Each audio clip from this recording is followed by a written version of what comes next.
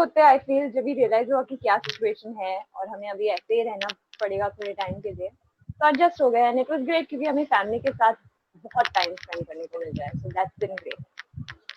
जी जी जी। सो बंदिश बैंडिश जो है इंडिया की पहली म्यूजिकल वेब सीरीज। जी जी जी। तो कैसे जुड़ना हुआ आप दोनों का इस वेब सीरीज से? किस तरह से आप लोगों को इससे, इस प्रोजेक्ट से आगे कहानी बढ़ी, किस तरह से आप लोगों का सफर इससे जुड़ा, उसके बारे में कुछ बताइए। Shreya go for it.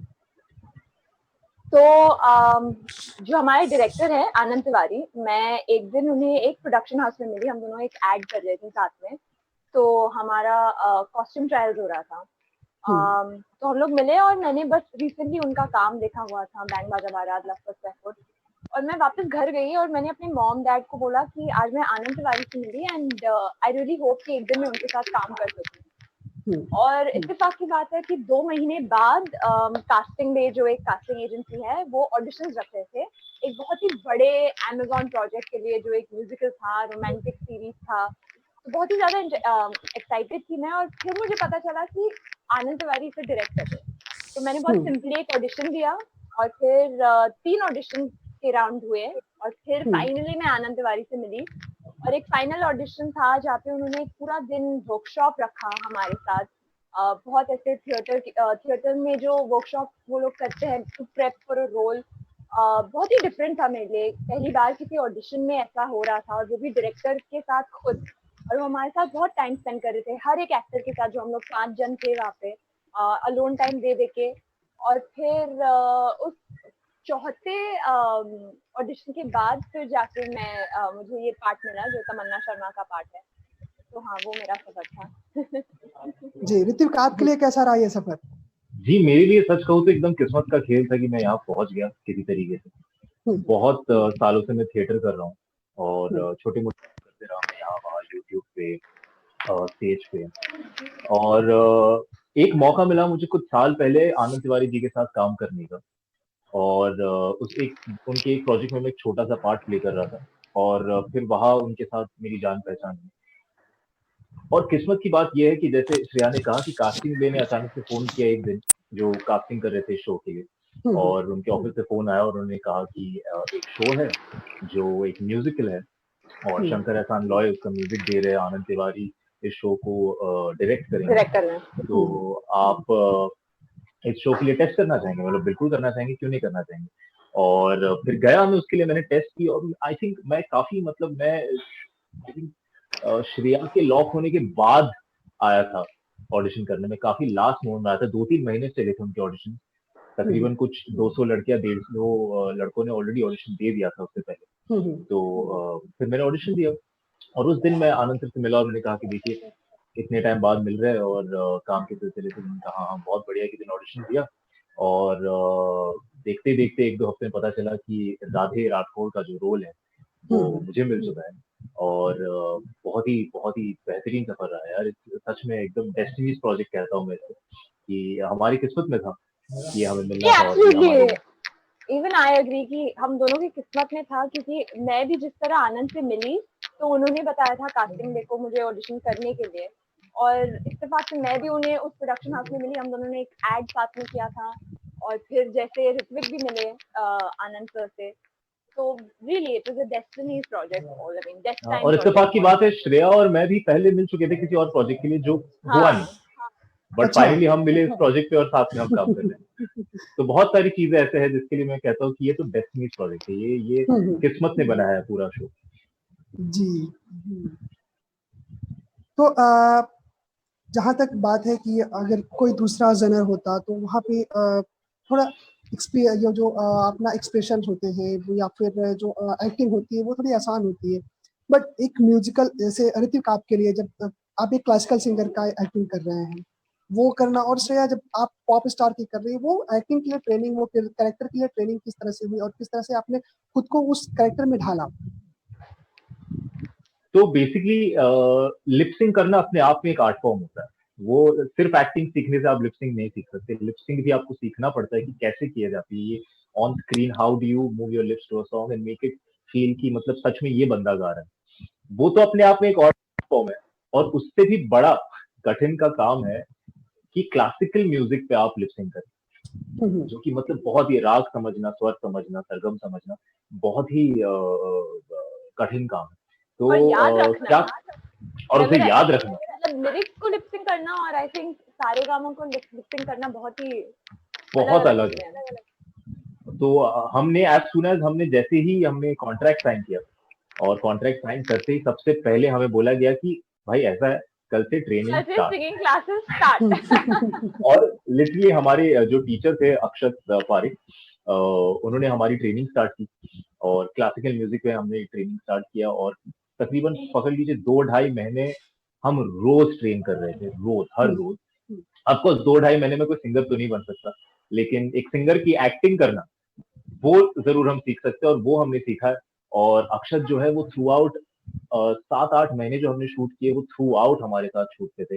हर छोटी सी छोटी चीज कि मुंह कितना खोलना है, हाथ से जेस्चर क्या करना है, हर चीज वो हर फ्रेम में हमें सिखाते रहते थे, हमें करेक्ट करते रहते थे, ताकि एट नो पॉइंट कि अगर कोई सालों से क्लासिकल म्यूजिक सीख रहा हो, वो इंसान अगर ये शो देखे तो एट नो पॉइंट उनको ऐसा लगे कि ये ऐसा नहीं होता। वो सही करने के लिए हमारी ट्रेनिंग काफी लंबी चली, और आज तक चल रही है। तो बड़ा मजा आया है। जी। तो श्रेया, आपके लिए तो पॉप सिंगर का क्या वो अलग से हुआ, या फिर आपने भी क्लासिकल की ही ट्रेनिंग ली? तो बेसिकली पहले जब भी मुझे बोला गया कि मैं एक पॉप स्टार बनने वाली हूँ इस शो में, तमन्ना शर्मा, आई थिंक हम सब जब भी छोटे होते हैं ना किसी सिंगर को लेके हम लोग भी मतलब उनको इमिटेट करते हैं, उनके गाने गाते हैं घर पे मिरर के सामने। एटलीस्ट मैंने तो बहुत किया है ये, और बहुत सारे सिंगर्स के साथ, ब्रिटनी स्पीयर्स हो, सुनिधि चौहान हो, उनके सारे गाने मैं मिरर के सामने गाती थी। लेकिन आई थिंक जब भी मैंने आनंद से बात की, हमें हमें बहुत ही कॉन्शियसली डिसीजन दिया कि वी वांट टू मेक तमन्ना शर्मा। ऐसे नहीं होना चाहिए कि कोई तमन्ना को देखे और उन्हें लगे कि अरे ये तो ब्रिटनी स्पीयर्स की तरह कर रही है, या सुनिधि चौहान की याद दिला रही है, एक्सेट्रा एक्सेट्रा। तो हमने एक कैरेक्टर डेवलप करना शुरू किया, जिसके लिए हमने वर्कशॉप्स रखे थे। एंड तमन्ना जो है वो पॉप वर्ल्ड से आती है, तो नहीं, मैंने ज्यादा क्लासिकल ट्रेनिंग नहीं की थी, पर बेसिक जो म्यूजिक का होता है वो सबके लिए सेम होता है। तो मेरा जो बेसिक ट्रेनिंग था वो काफी हद तक क्लासिकल था, पर उसके बाद हम लोग ज्यादा we were dabbling in the world of pop music. तो हम लोग रोज पॉप गाने सुनते थे, गाया करते थे, बिकॉज जैसे कि ऋतिक ने कहा कि आप 1-2 महीने में सिंगर तो नहीं बन सकते, लेकिन आप कन्विंस तो कर सकते हैं कि मैं एक सिंगर हूँ। और हमारे साथ जैसे उन्होंने कहा कि अक्षत हमारे साथ थे हर एक स्टेप पे। तो जब भी मैं अपना कॉन्सर्ट भी शूट कर रही थी, आप जब भी देखेंगे कि वो लिप सिंक और उसके साथ परफॉर्मेंस करना, तो तमन्ना के लिए वो जैसे कैरेक्टर है, उसके लिए परफॉर्मेंस बहुत ही ज्यादा जरूरी है, सिर्फ सिंगिंग नहीं। तो वो दोनों पे ध्यान रखती है। तो मेरे लिए वो दोनों मेरे वर्कशॉप के दौरान हम लोग ने बहुत प्रैक्टिस की, एंड बहुत मजा आया, क्योंकि फाइनली मेरे जो सारे सपने थे बचपन के वो संडे वो सच बन गए थे। और हमारे वर्कशॉप काफी टाइम साथ में भी होते थे, क्योंकि राधे और तमन्ना जो है वो फ्यूजन भी गाते हैं, वो साथ में भी गाते हैं। जैसे कि आपने देखा होगा पॉप और क्लासिकल में प्यार हो रहा है पहली बार, तो उसके भी वर्कशॉप्स होते थे हमारे, जब हम साथ में क्लासेस करते थे। और बहुत सारे ऐसे बॉलीवुड के गाने भी है जो हम साथ में लिपसिंग करना सीखते थे, या हमें तो सचमुच गाने भी कहते थे। और हम दोनों काफी बेहतरीन सिंगर है, अगर आप समझ पाए मैं क्या कह रहा हूँ। तो कूडोज टू अक्षत, जो वो बैठ के हम सुनते थे घंटे भर। जी। तो ये तो रही संगीत की आप लोग की ट्रेनिंग के किरदार की बात, लेकिन अगर पर्सनल लाइफ की बात करें तो संगीत के प्रति आप लोगों की कैसी दिलचस्पी रही? किस तरह के संगीत आप लोग पसंद करते रहे, और किस तरह से आप लोगों का इंटरेस्ट संगीत में रहा? क्या कभी गाया भी है, या गाना भी चाहते हैं? गाना चाहते तो बिल्कुल है, जरूर चाहते हैं। हाँ। एक दिन सपना है मेरा कि एक दिन मैं गा पाऊं, हाँ। बिना लोगों के कान से खून निकले। तो तो संगीत का मैं तो मेरी लाइफ में हमेशा रहा, मेरा दिन नहीं गुजरता बिना म्यूजिक को सुने। तो म्यूजिक से हमेशा प्यार रहा है मुझे।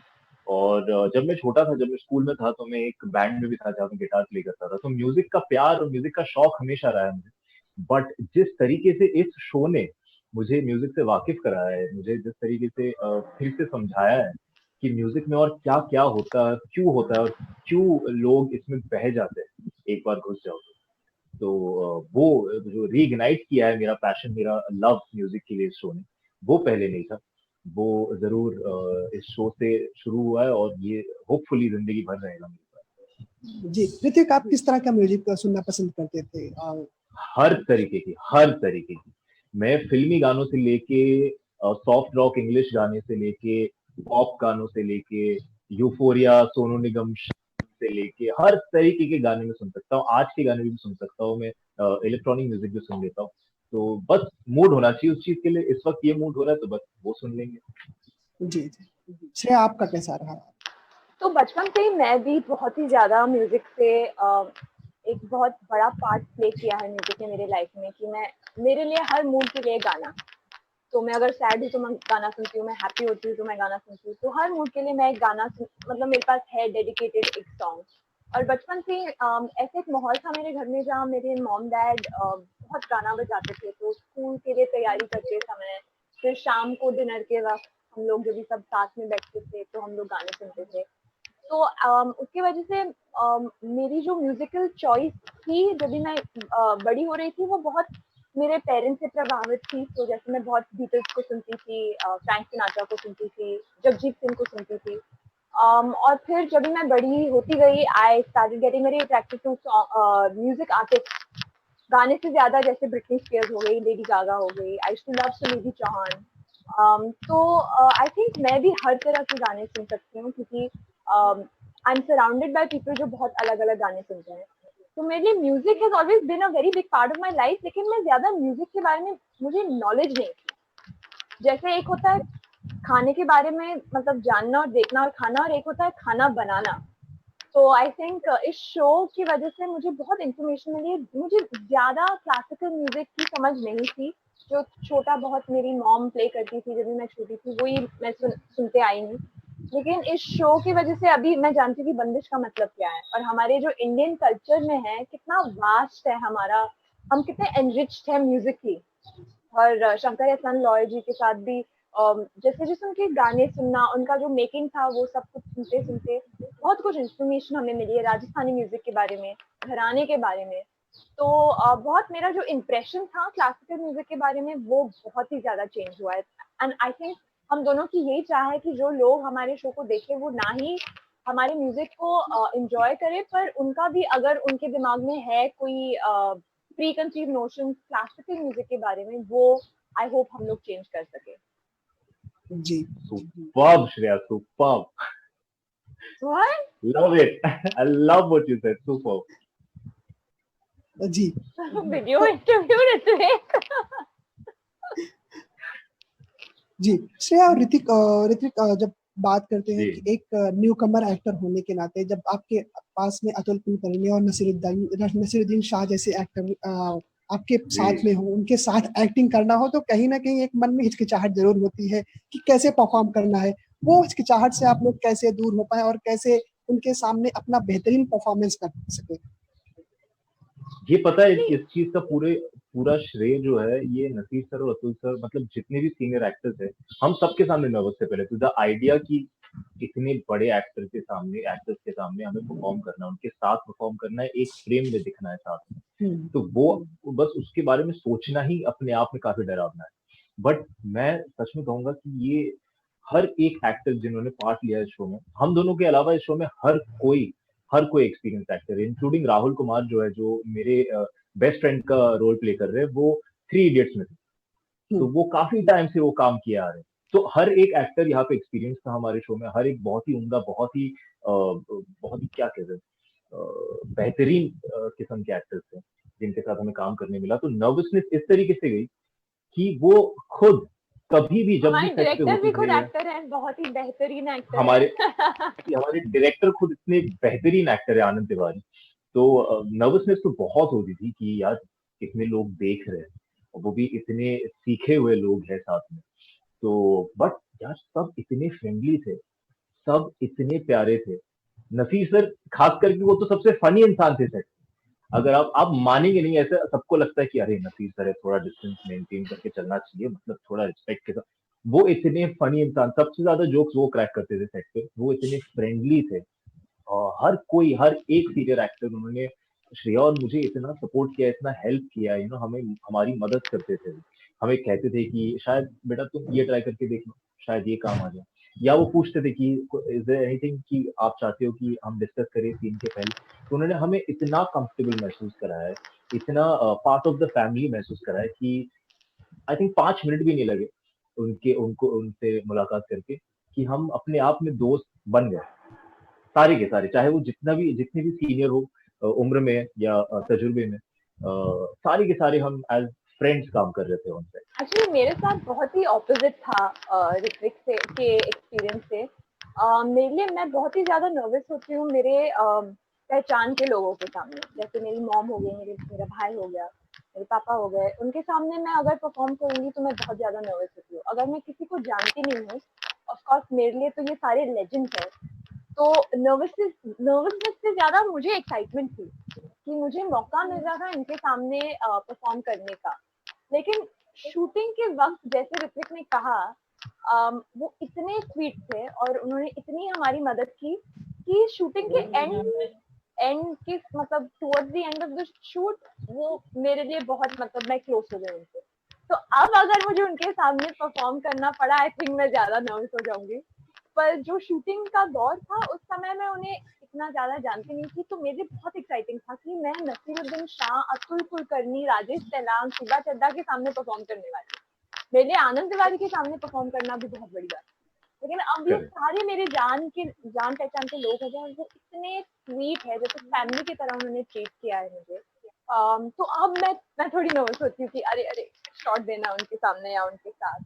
पर अदरवाइज बहुत एक्साइटिंग था। और जैसे ऋत्विक ने कहा, उन सब ने हमारी इतनी मदद की है जहाँ पे मतलब उन्हें अपना टाइम जाया करने की जरूरत नहीं थी, वो फिर भी उन्होंने वो, हम लोग न्यू कमर्स भी हैं फिर भी उन्होंने समय निकाला, हमसे बात की, हमें बहुत कंफर्टेबल महसूस कराया। तो वो बहुत एक्साइटिंग था। जी। तो मैं क्योंकि दैनिक के साथ आप दोनों का पहला इंटरव्यू है, तो मैं थोड़ा आप लोगों के एक्टर बनने के वो पिछले भाग के बारे में जानना था। किस तरह से आप लोग के एक्टर बनने के वो सफर स्टार्ट हुआ, कब से स्टार्ट हुआ, कौन से स्टैंडर्ड से, एंड कैसे आप लोग इस मुकाम तक पहुंचे? तो मेरे लिए, मैं जब भी छोटी थी मैं बहुत फिल्मों से प्रभावित थी। मैं बहुत ज्यादा स्कूल के वक्त में मैं प्लेस करती थी, बहुत एडिक्यूशन करती थी, मैं नेशनल लेवल डिबेट कॉम्पिटिशन के लिए जाती थी। और मैं स्टडीज में भी बहुत ज्यादा मेरी दिलचस्पी थी, तो वो बहुत एक बैलेंस था मेरे लिए। लेकिन मुझे ऐसे लगता था मैं जब भी परफॉर्म कर रही हूँ, मुझे एक सेंस ऑफ पावर आती थी और एक सेंस ऑफ हैप्पीनेस मिलती थी मुझे, जो किसी को चीज से नहीं मिलती थी। अगर मैथ्स में भी फुल मार्क्स मिले, मुझे इतनी खुशी नहीं मिलती थी जितना मुझे स्टेज पे होके परफॉर्म करने का होता था। तो मेरे लिए हमेशा से ये एक एक्साइटमेंट होती थी टू परफॉर्म। लेकिन मैंने कभी अपने वाइल्डेस्ट ड्रीम्स में नहीं सोचा था कि मुझे ये प्रोफेशनली करने का मौका मिलता।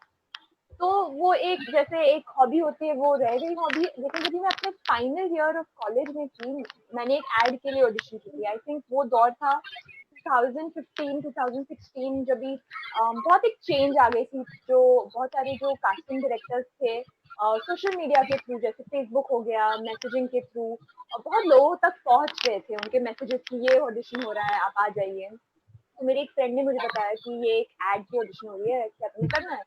मैंने बोला हाँ ठीक है। तो मैं गई ऑडिशन के लिए और मुझे वो पहला एड मिल गया।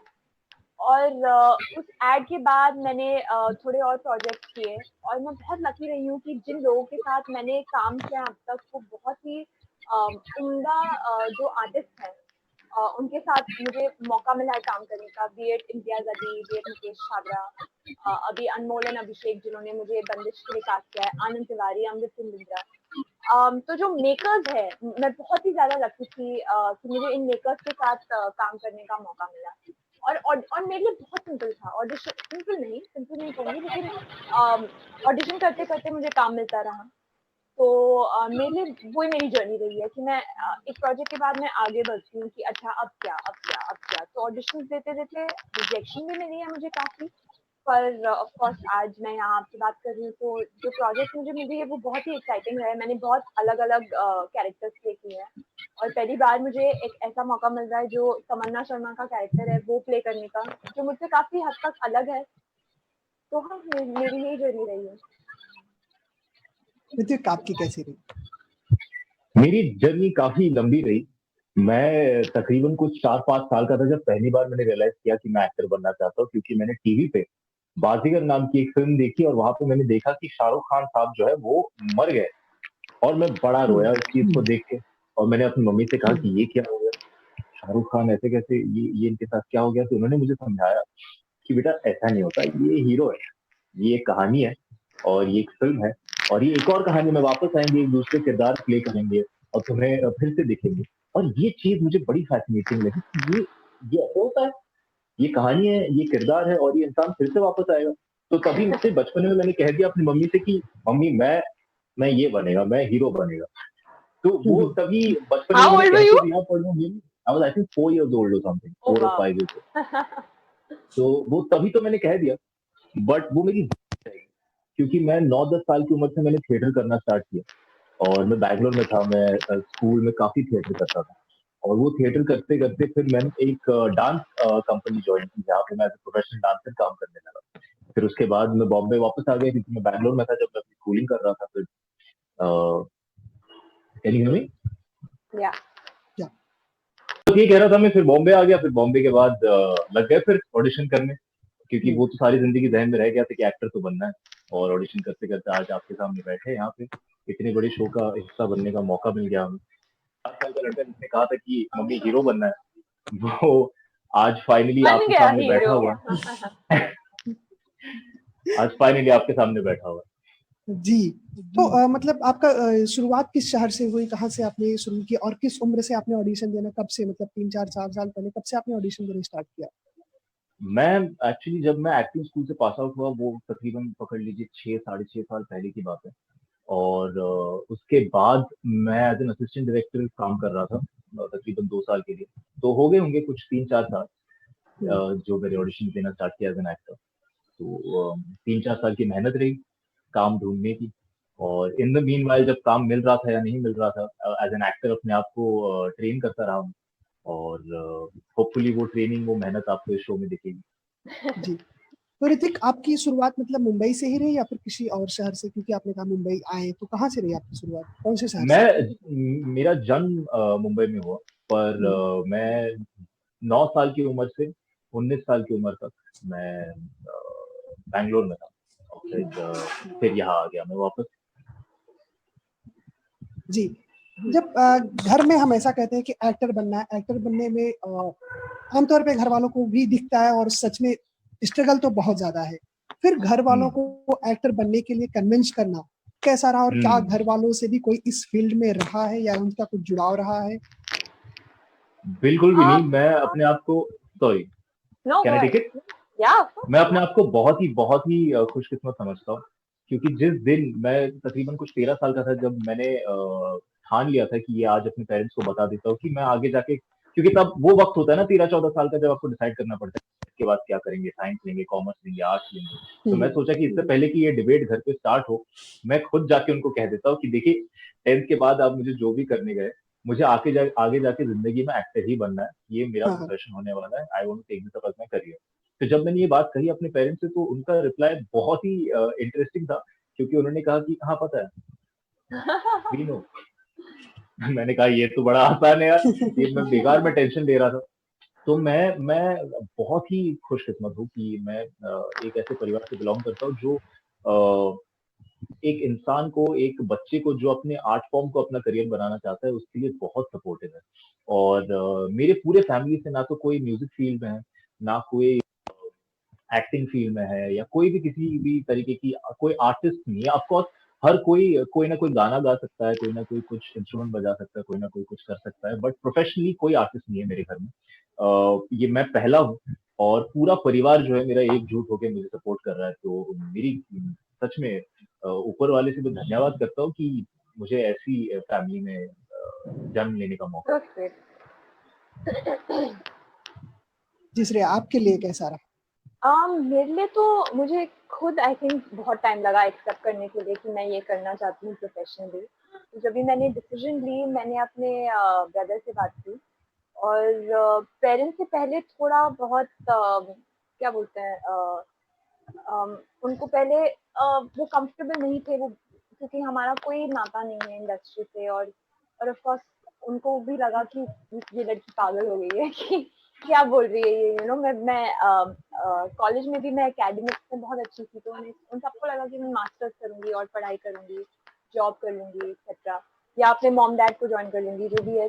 पर मेरे ब्रदर के सपोर्ट की वजह से मैंने उनसे बात की, और बात करते करते आई थिंक समवेयर, जैसे ऋतिक ने कहा कि उन्हें भी समझ में आ गया कि ये मेरा पैशन है। और उन्होंने बोला कि no, we don't want to hold you back to follow your dream. और वो एक चीज है जो उन्होंने हम दोनों को, मेरे मेरे भाई को भी और मुझे कहा था, that always follow your dream. तो उन्होंने बोला कि श्योर, तुम करो, तुम हार्ड वर्क करो, देखो। पर वो बहुत ही ज्यादा प्रैक्टिकल थे, और उन्होंने एक ऐसा माहौल क्रिएट किया मेरे घर में जहाँ मैं उनसे हर बारे में बात करती थी। जो भी प्रोजेक्ट आते थे, जो भी स्क्रिप्ट आते थे, हम लोग सब साथ में बैठ के I to give them a narration, या बातें करते थे, या प्रिपरेशन के लिए मेरे मॉम, मेरे डैड ने बहुत मुझे हेल्प किया है। बहुत बारी मेरे डैड ने मेरे लिए ऑडिशन रिकॉर्ड किया है, मेरे मॉम ने मेरे साथ लाइन्स की हैं। तो आई थिंक एक साल के अंदर अंदर उन्होंने एक्सेप्ट कर लिया था, और लकीली टचवुड क्योंकि काम मिल रहा था, उन्होंने देखा कि ठीक है, शायद ये कर पाएगी। एंड उन्होंने देखा कि मैं I was putting in the hard work. तो उन्होंने फिर उसके बाद बहुत ही ज्यादा सपोर्ट किया, और आई थिंक मेरे लिए बहुत बड़ा दिन था जब हम लोग हमारा क्लाइमैक्स शूट कर रहे थे बीकानेर में, और मेरे मॉम डैड आए सेट पे, और उन्होंने देखा कि मैं कैसे इतने बड़े प्रोजेक्ट में शामिल थी, और मुझे मौका मिल रहा था इतने बड़े दिग्गजों के सामने परफॉर्म करने का। तो I think that's the day my dad looked me in the eye, और उन्होंने बोला, I am proud of you. तो हाँ। अरे हाउ स्वीट। जी। ऋत्विक और श्रेया, इंडियन जी क्लासिकल म्यूजिक जो है, ये वेब सीरीज करने के बाद वो इंडियन क्लासिकल म्यूजिक के प्रति जो आप लोग की समझ है वो कितनी बड़ी है, और क्या लगता है कि उसमें क्या इंडियन क्लासिकल म्यूजिक में किस तरह से in comparison to world music किस तरह का पोटेंशियल है? ये तो मतलब in comparison to world music किस तरीके का पोटेंशियल है, ये जवाब मैं शायद आपको 2-3 दिन तक दे सकता हूँ। क्योंकि इंडियन क्लासिकल म्यूजिक में कुछ मतलब ऐसा नहीं है कि वेस्टर्न क्लासिकल में भी एक अपनी खासियत है। यू नो, हर कंट्री का जो अपना क्लासिकल म्यूजिक है, अपना शास्त्रीय संगीत है, वो उनके लिए यूनिक है, उनके लिए अपना है। हमारे पास जो है, और इस बात की मुझे दुख है थोड़ी बहुत, कि ये हमारी जनरेशन के लोग या हमसे जो यंगर है, ये इस वक्त इस बात से वाकिफ नहीं है कि हमारे पास क्या है इन द फॉर्म ऑफ भारतीय शास्त्रीय संगीत। और इंडियन क्लासिकल म्यूजिक में इतनी खूबसूरती है, इतना वैरायटी है, और इतने ब्रिलियंट साउंड है, जिस तरीके के इंस्ट्रूमेंट्स है। जैसे मैंने अपनी जिंदगी में पहली बार किसी को सारंगी बजाते हुए देखा है, और वो सारंगी बनता कैसे मैंने समझा है। और उनके और हाथ कैसे।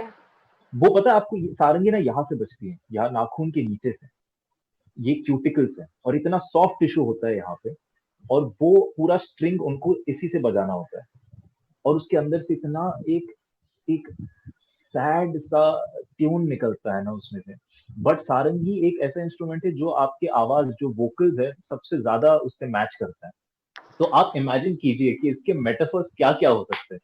तो इतनी खूबसूरती है, इतना कुछ है इसमें समझने के लिए, इसको एंजॉय, क्योंकि इंडियन क्लासिकल म्यूजिक सच कहूँ तो आप आराम से लेड बैक होके आराम से एंजॉय कर सकते हैं, बट उस चीज को गाने में या परफॉर्म करने में जो मेहनत जाता है, और जितने सालों से लोग मेहनत किए जा रहे हैं, 25 साल से, 30 साल से, 40 साल से एक ही चीज में वो लगे हुए हैं, चाहे वो मॉनेटरीली सक्सेसफुल हो या ना हो, फेम के हिसाब से सक्सेसफुल हो या ना हो, वो उनका जो पैशन है उस आर्ट फॉर्म की तरफ, जो वो इतने सालों से दिखाया जा रहा है, आई थिंक ये सिर्फ और सिर्फ हमारी कंट्री के शास्त्रीय संगीत में ही मिल सकता है। इस तरीके का प्यार, इस तरीके का पैशन, और इस तरीके की वैरायटी, जो आप दिल दिमाग हर सेंस को टच कर सके, और आपको एक ऐसी चीज महसूस करा सके जो आपने शायद किसी और म्यूजिक को सुन के ना की हो, क्योंकि उसमें आपकी मिट्टी की आवाज है, उसमें आपकी रूह की आवाज है, उसमें आपके अपनेपन की आवाज है।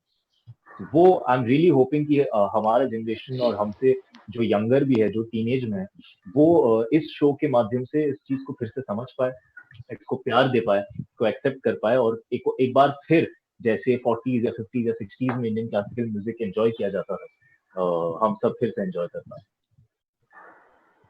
जी श्रेया, आपके लिए?